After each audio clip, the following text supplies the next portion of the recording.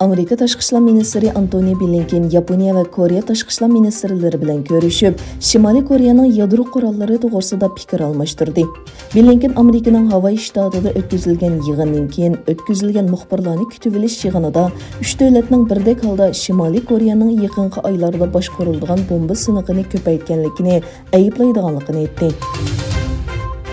Ma'lum bo'lishicha, tutqundagi doktor Abduxelil Abdurayim ona vatanida xizmat qilish uchun 12 yilgacha o'qigan va xizmat qilgan Yaponiyadan 2010-yili yurtiga qaytgan ekan.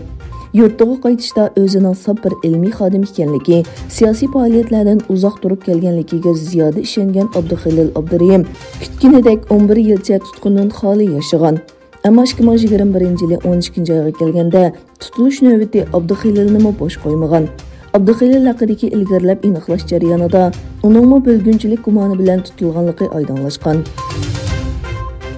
Gollandiya xon jamiyati aviatsiya shirkati KLM urush tahdidi sababidan Ukrainaga uchadigan barliq aeroplanlarni amaldan qoldirdi. Gollandiya tashqi ishlar ministri Wopke Hoekstra fuqarolarni imkon qadar Ukrainadan ayrilishga chaqirdi. Frank-Walter Steinmeier 17-navbatlik Germaniya prezidentlik saylovida qayta saylandi. Steinmeier 2017-yil 2-oyda tunji qatim prezidentlikka saylangan edi. Xusilarning hujumining kun sari kuchayishidan keyin Amerika avatgan F-22 urush aeroplanlari Arab Birlashma Xalifaligiga yetib bordi. Birlashma agentligining xabariga qaraganda, bu aeroplanlar taxminan 2000 Amerika askari turayotgan Abu Zabidagi Az-Zafra havo armiyasi bazasiga qo'ngan. Indoneziyaning sharqidagi dengiz sohilida meditasyon, ya'ni mengisini aram oldirish uchun bir yerga jam bo'lgan 10 kishi g'oyat zo'r to'lqiniga bo'g'ilib qazo qilgan.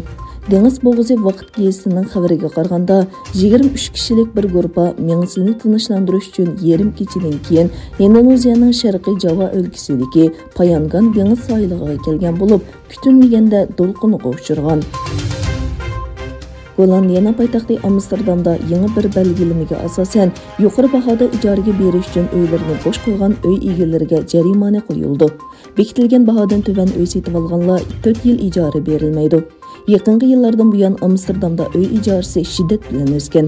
Egalanishcha, taxminan 1.200.000 nufusi bor bu shaharda oylik uy ijara haqqi o'tira hisob bilan 1500 yevro atrofida.